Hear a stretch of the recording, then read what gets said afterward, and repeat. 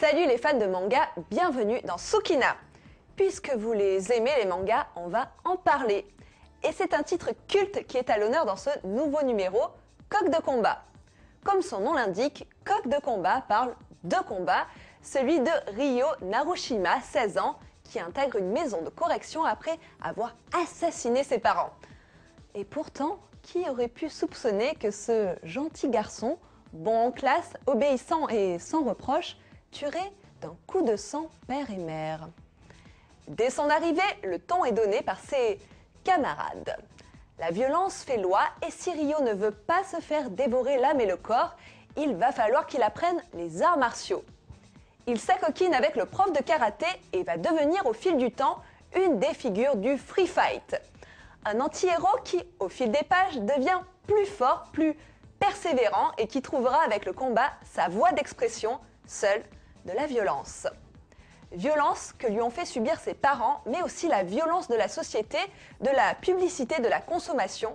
Sa seule réponse face à toutes ces agressions est le combat. Succès phénoménal au Japon, Coq de combat a aussi eu son heure de gloire lors de sa sortie en France il y a quelques années, et ce ne sont pas moins de 200 000 exemplaires qui se sont écoulés pour le premier volume. Est-ce les dessins d'une rare finesse? Le scénario coup de poing? La force narrative? Coq de combat n'est pas un simple divertissement, mais une œuvre engagée et dénonciatrice dans laquelle les déboires de la société sont dépeints avec une violence parfois nauséeuse. Et surtout très réaliste. Alors, si vous n'aimez pas être secoué et que les nouvelles expériences vous effraient, oubliez vite ce que je viens de dire, mais croyez-moi, ça vaut la peine d'être un peu agité parfois. Les premiers tomes sont ressortis il y a peu chez Akata et très bonne nouvelle pour les fans de la première heure, le tome 20 vient de sortir après de longues années d'attente suite au litige entre les deux auteurs. Le titre Coq de combat à découvrir chez Akata donc. Merci de m'avoir reçu, bonne lecture et à bientôt dans Sukina.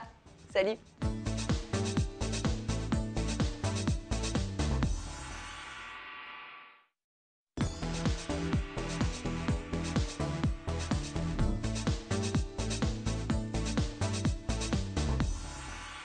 Salut les fans de manga, bienvenue dans Sukina.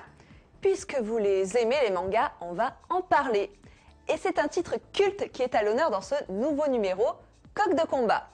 Comme son nom l'indique, Coq de combat parle de combat, celui de Ryo Narushima, 16 ans, qui intègre une maison de correction après avoir assassiné ses parents. Et pourtant, qui aurait pu soupçonner que ce gentil garçon, bon en classe, obéissant et sans reproche, tuerait d'un coup de sang père et mère? Dès son arrivée, le ton est donné par ses camarades. La violence fait loi et si Ryo ne veut pas se faire dévorer l'âme et le corps, il va falloir qu'il apprenne les arts martiaux. Il s'acoquine avec le prof de karaté et va devenir au fil du temps une des figures du free fight. Un anti-héros qui, au fil des pages, devient plus fort, plus persévérant et qui trouvera avec le combat sa voie d'expression, seule de la violence.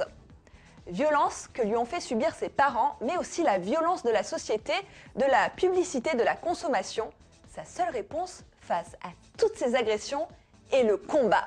Succès phénoménal au Japon, Coq de combat a aussi eu son heure de gloire lors de sa sortie en France il y a quelques années, et ce ne sont pas moins de 200 000 exemplaires qui se sont écoulés pour le premier volume. Est-ce les dessins d'une rare finesse? Le scénario coup de poing? La force narrative? Coq de combat n'est pas un simple divertissement, mais une œuvre engagée et dénonciatrice dans laquelle les déboires